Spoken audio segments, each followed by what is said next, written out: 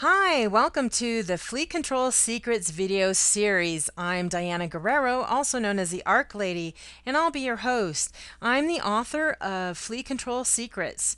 This is a book that goes into how to get rid of fleas and live flea-free, and a lot of different information that you might not even be aware of. Just so you know, I'm an animal professional with over 30 years of experience, and you can find me all over the web. But I'm going to take you through 6 different things today. We're going to look at the EPA product advisory, the triangle of successful flea control, the 7 strategies within the triangle to get rid of fleas, why natural does not mean less toxic, and where you can get flea control updates, and a little bit more about the book as we go along. But all this information is found in Flea Control Secrets, but it's just kind of just touching on the very surface of what you'll find within the cover. Anyway, let's talk about the 2009 EPA Flea Control Product Advisory. If you don't know about this, it is critical that you learn. And in Flea Control Secrets, I actually got the products that they had removed from the website. I have links on the blog that take you to different areas where you can get more information on what products are more dangerous. But that's what motivated me to finish this book so quickly.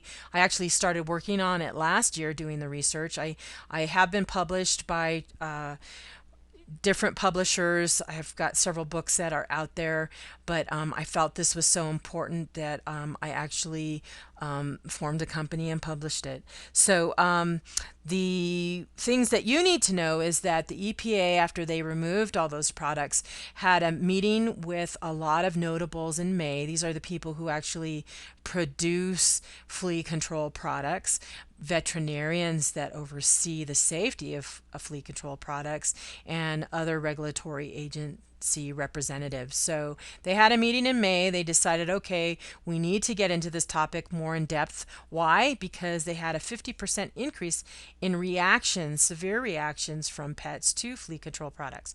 So out of those, the numbers that I saw, these are only reported, mind you, they're not probably all of them, but 44,000 animals were impacted, 1,600 died, and so they are looking into this and why is there a problem and why is there such a significant increase.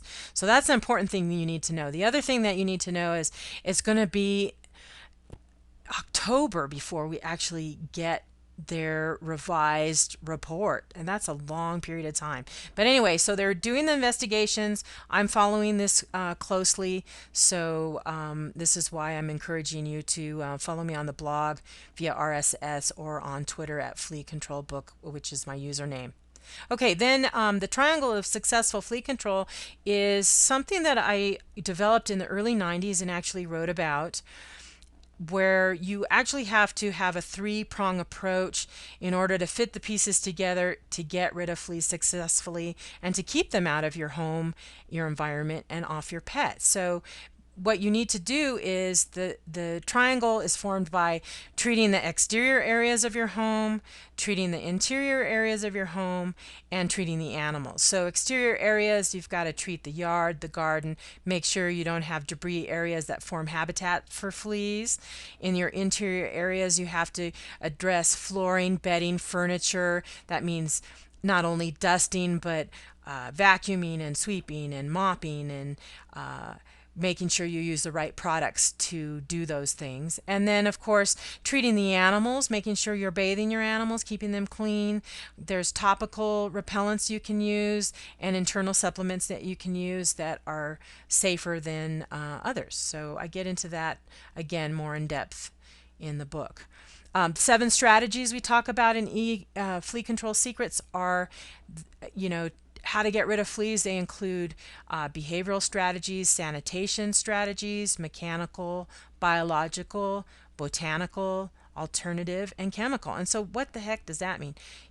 I just labeled these so you had an idea. I could categorize things to make it more understandable for you. So behavioral is basically referring to the actions that you take on a daily basis to help you eradicate fleas. Sanitation, just that, keeping things clean, making sure your pets are clean, and mechanical, taking it a step further, using like flea combs on your pets on a daily basis, flea traps that attract and trap the adult fleas.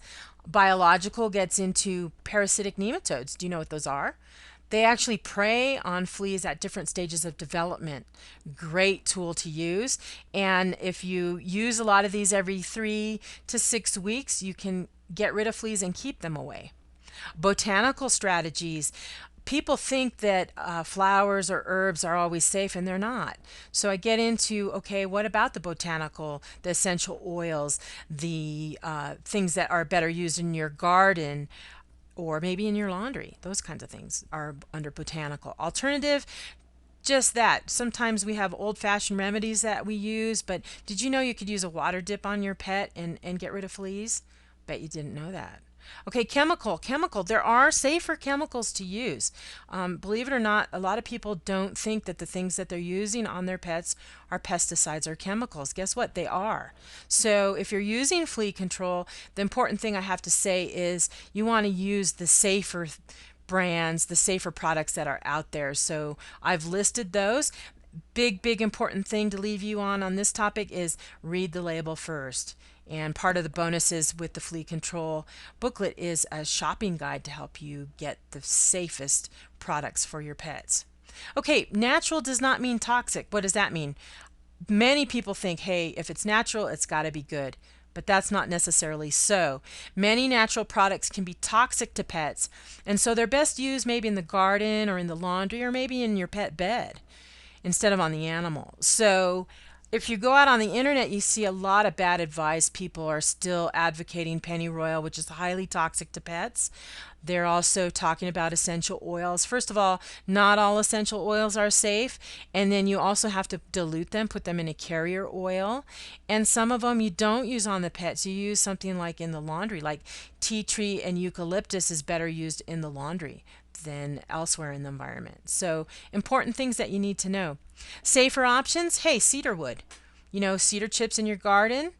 How about cedar beds? Do you remember cedar beds? They help repel fleas, so that's perfect. Lemongrass, peppermint, thyme, all those things are covered in depth in the resource I created. So where can you get updates? Well, hopefully you get the Flea Control Secrets ebook. With that comes a lot of different bonuses, not just the 3, this is the surprise, not just the 3 that are listed, but other ones as I come across them. But you can get free information from the Flea Control Secrets blog. I put the URLs in this video, so you can just copy them and follow them. Also Facebook, I have a Facebook page, so if you want to share your information, I encourage you to do so on the blog and on Facebook. And if you're on Twitter, that's where I'm posting a lot of updates. You'll also get the updates from the blog there. So my username on Twitter is flea-control-book. So I hope you follow me at one or all of the places, because I won't be putting the same information in each place. So those are resources I created for you, and hopefully we can help pets be safer. So finally, I kind of told you a little bit about why I created Flea Control Secrets. I started the research. The EPA came out with this advisory. Pets were dying. Pets were getting severely burned or other reactions, convulsions. And I thought, hey, you know, there's got to be a better way to get safe information to people. And safe information meaning, hey, it's not just natural remedies, it's what's out there that's safer to use, old-fashioned remedies, what works, obsolete remedies, what doesn't work. Did you know that people still are advocating stuff that's been studied and proven to not work, and people are still saying, hey, do this and it'll work, and it doesn't. So that's what you can find in Flea Control Secrets. I hope you will buy the book and support this process. Just go down to the blog and be sure to participate. Leave your hints, tips, and news, and I will see you out in cyberspace.